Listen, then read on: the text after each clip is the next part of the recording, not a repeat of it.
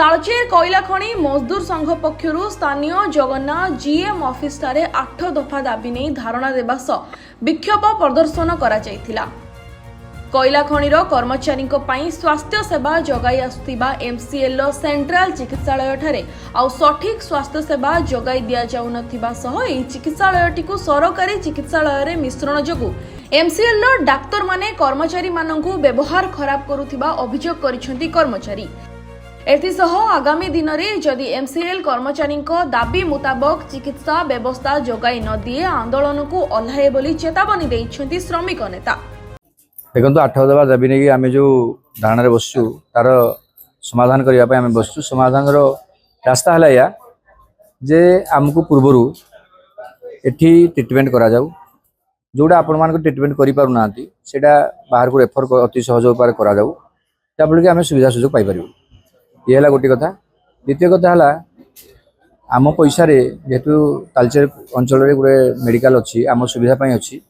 तो से दृष्टिकोण आम चाहूँ या से कम से कम जहाँ आज मेडिकल कम से कम अति भद्रता सहित कथा कहीकि पेसेंट मन को जिणले से भगवान भाया लोक देखिए तेणु सहीटा को तुरंत करा न गले असुविधा कथा तेणु से चिंतित एमसीएल बर्तमान अवधान तीव्रतर हो भी पूरण ना आमर आज जो धारणा कार्यक्रम चली ये आगामी दिन रे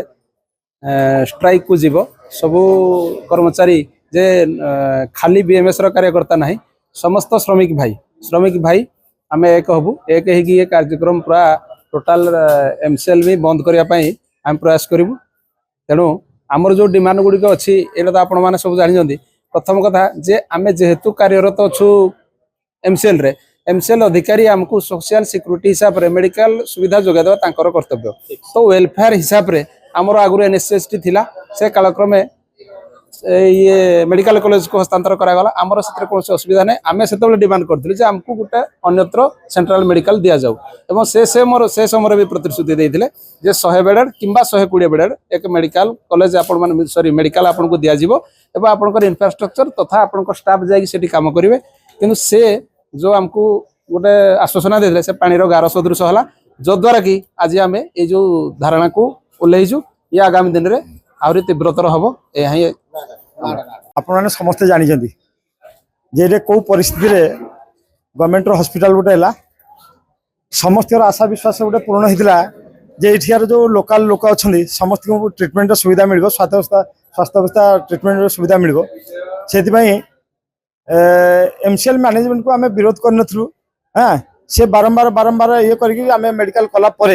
बर्तमान आम देखिलु जे आमर जो नेहरू शताब्दी सेंट्रल हॉस्पिटल थिला बर्तमान से भी आम हाथ पलि जाता आमको बिना पचारिक आम वेलफेयर फंड जो हॉस्पिटल बनाई आमर श्रमिक मानकर ट्रिटमेंट से हॉस्पिटल को से गवर्नमेंट को पछ माने बैकडोर से हैंड ओवर करते कि देखा ना आमर पारिपार्श्विक लोकंर ट्रिटमेंट हो पार ना आमर एम्प्लॉय मान ट्रिटमेंट हो पार ये भाया परिस्थिति आम बर्तमान पड़ीचु आ श्रमिक मान जोड़ा चिंता करूँ आगुरी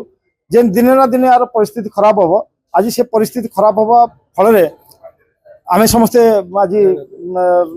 विशाल धारणा को आम ओह्लैचु ये धारणा आज तो गोटे छोट आप देखले ये आगामी दिन में या बहुत तीव्रतर कर श्रमिक टोटाल तालचेर कोलफिल्ड समस्त कर्मचारी जिते स्थायी कर्मचारी अस्थायी कर्मचारी समस्त को लेकर आम सजग करूँ तथा जेपर्यंत आमर ये स्वास्थ्य व्यवस्था ठीक न होती से पर्यंत आम खनि खदान भी दरकार पड़े या बंद करूँ।